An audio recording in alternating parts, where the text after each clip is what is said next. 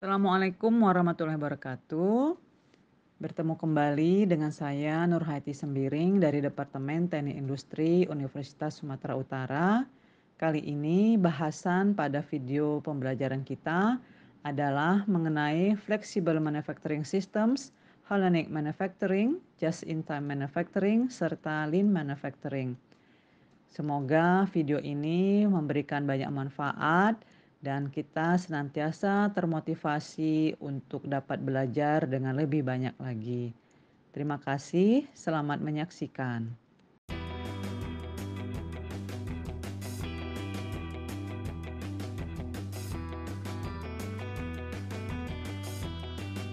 Para pembelajar, Flexible Manufacturing System atau FMS adalah sistem yang terdiri dari satu atau lebih mesin produksi yang diintegrasikan dengan pemindahan material secara otomatis. Pada sistem ini, operasi tersebut diatur melalui komputer karena dengan adanya penggunaan alat yang serba otomatis, maka perusahaan dapat berproduksi dalam jumlah yang kecil secara efisien sehingga akan meningkatkan dan mendorong perusahaan-perusahaan untuk dapat meningkatkan daya saing terutama pada kondisi globalisasi ekonomi di dunia pada saat ini.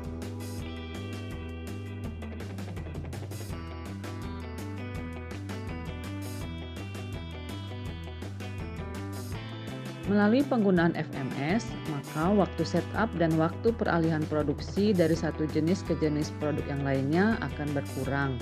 Dan ini akan menurunkan tingkat persediaan serta juga menurunkan semua biaya yang terkait satu dengan lainnya. Para pembelajar terdapat 3 elemen dasar FMS. Yang pertama adalah komputer dan perangkat lunak untuk melacak bagian dan bahan melalui pabrik dan juga berfungsi untuk kontrol rantai pasokan. Elemen kedua adalah penanganan dan pengangkutan material dan suku cadang secara otomatis. Yang ketiga adalah sistem kontrol.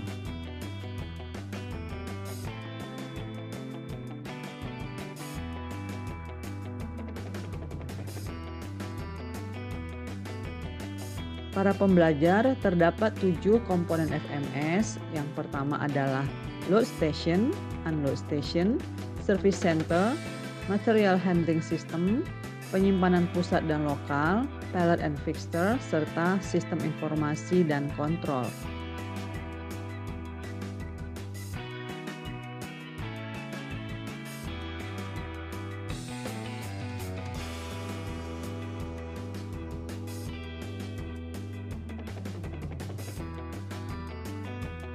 Selanjutnya, salah satu faktor penting dalam memproduksi komponen commonality adalah pembentukan struktur sumber daya manufaktur untuk memberikan kontribusi terhadap lama waktu produksi.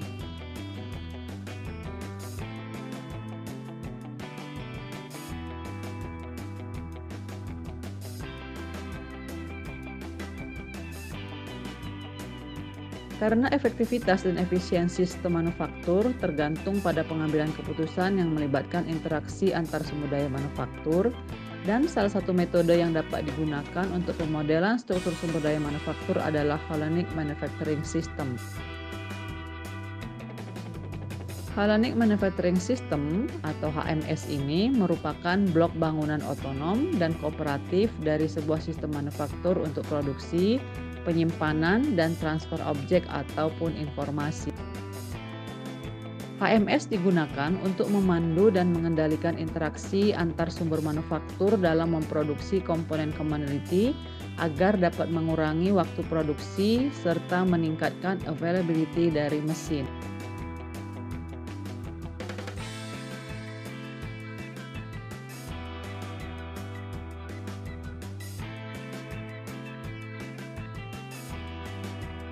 Just-in-time manufacturing. Konsep just-in-time production berasal dari Amerika Serikat, tetapi pertama kali diterapkan dalam skala besar pada tahun 1953 di Toyota Motor Company di Jepang. Hal ini digunakan untuk menghilangkan pemborosan bahan, mesin, modal, tenaga kerja, dan inventaris yang ada di seluruh sistem manufaktur.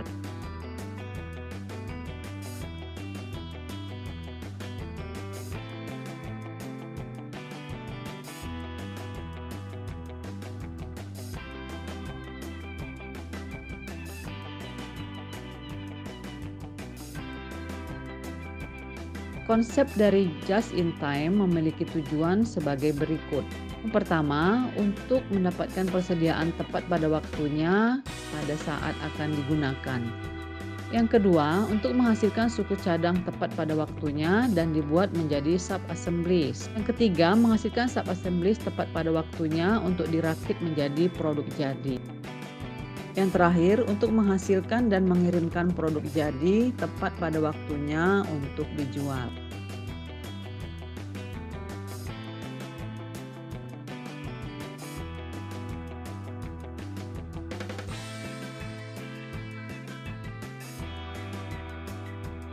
Perhatikan bahwa kuantitas produksi yang ideal dalam just in time adalah yang paling utama. Oleh karena itu, sistem ini juga disebut sebagai persediaan nol atau produksi tanpa stok, atau juga disebut sebagai penjadwalan permintaan. Selain itu, suku cadang diperiksa secara real time, baik secara otomatis ataupun oleh pekerja pada saat sedang diproduksi dan digunakan dalam waktu yang singkat. Dengan cara ini, kontrol dipertahankan secara terus-menerus selama proses produksi berlangsung, dan hal ini akan dapat mengidentifikasi bagian yang rusak ataupun variasi terhadap proses, dan setiap penyesuaian yang diperlukan maka akan dapat dilakukan secara cepat.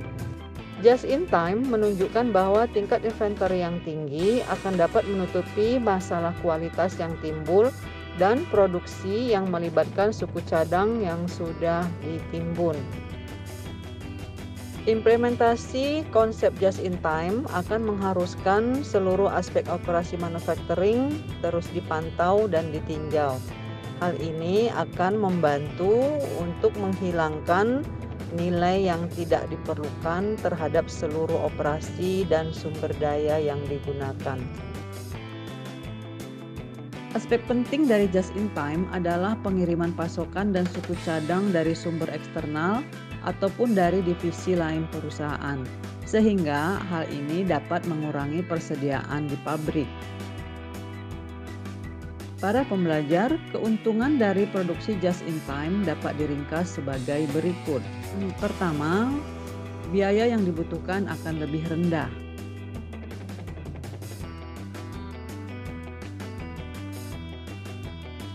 Yang kedua, akan dapat secara cepat mendeteksi cacat di produksi ataupun di pengiriman persediaan. Yang ketiga, akan berkurang inspeksi dan pengerjaan ulang.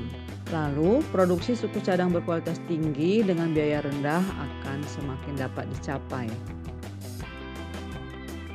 Konsep dasar Toyota Production System disusun dan dikembangkan berdasarkan keyakinan bahwa daya saing perusahaan akan semakin meningkat apabila perusahaan mampu menghindari seluruh kegiatan dan proses produksi yang mengandung pemborosan. Pemborosan diartikan sebagai suatu keadaan, yakni dalam pelaksanaan suatu kegiatan sumber daya produksi yang dipandang dari sisi waktu, bahan, tenaga, ataupun biaya melebihi jumlah yang seharusnya. Upaya perbaikan produksi dapat dilakukan secara berkelanjutan apabila didukung oleh keinginan untuk menemukan pemborosan secara terus-menerus.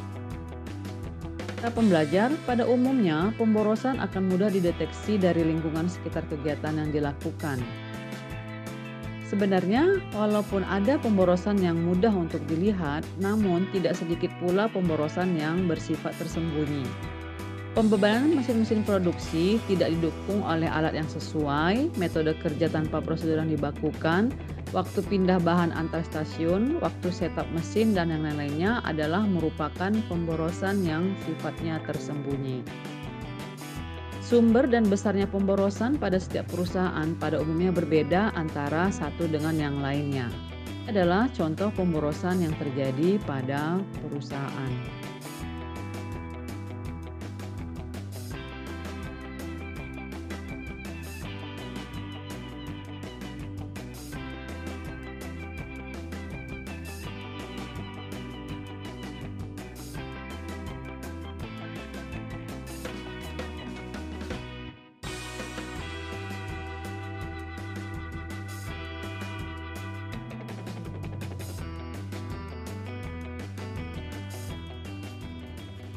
Prinsip-prinsip yang ada pada just in time adalah penyederhanaan, kerapian dan keteraturan, kejelasan, to siklus, ketangkasan, pengurangan variasi, dan pengukuran. Para pembelajar, berikut ini akan ditampilkan juga beberapa keterbatasan dari sistem just in time.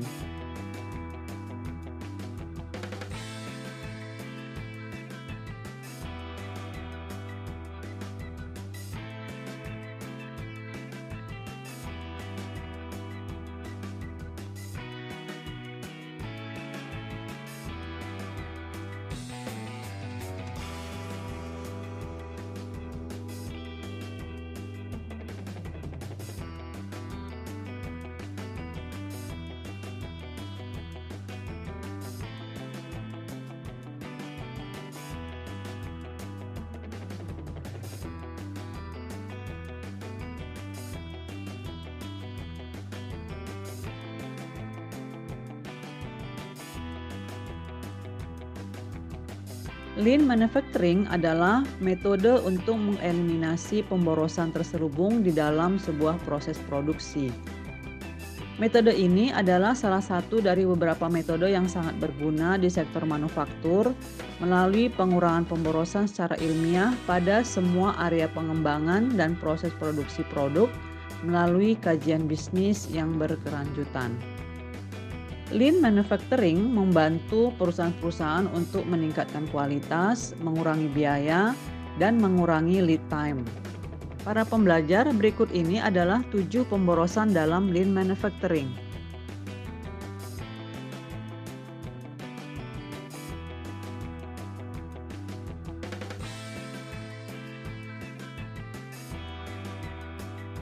Lean manufacturing tidak dapat berjalan secara lancar apabila terdapat masalah di faktor manusia, faktor teknis, dan faktor manajemen yang menyebabkan berkurangnya kontrol pada proses inti produksi, kemudian rendahnya volume produksi, tingginya variasi produksi, dan tingginya proses produksi secara manual. Hal ini mengharuskan sebuah perusahaan manufaktur harus selalu melakukan perbaikan dan inovasi untuk mengamankan pangsa pasar dan bersaing dengan perusahaan lain. Definisi yang populer dari Lean Manufacturing dan Toyota Production System biasanya terdiri dari yang pertama itu seperangkat teknik komprehensif yang berhasil untuk mengurangi dan kemudian menghilangkan 7 pemborosan responsif dan dapat mengurangi limbah yang dihasilkan. Lean adalah seperangkat alat yang membantu dalam identifikasi dan pemusnahan pemborosan. Lean ini juga membantu untuk peningkatan kualitas dan produksi, serta membantu dalam pengurangan biaya dan waktu untuk memproduksi sebuah produk. Terdapat 4 strategi pada Lean di lini produksi. Yang pertama, sinkronkan pasokan ke pelanggan secara eksternal. Kemudian sinkronkan produksi secara internal, lalu ciptakan alur, dan yang keempat membangun sistem permintaan tarik.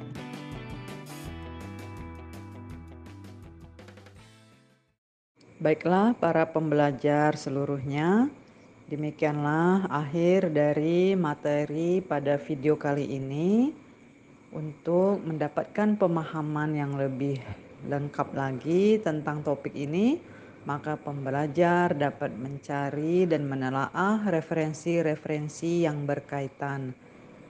Semoga apa yang sudah kita saksikan pada video ini mendapatkan banyak manfaat. Insyaallah ketemu pada video yang berikutnya. Assalamualaikum warahmatullahi wabarakatuh. Salam sehat selalu.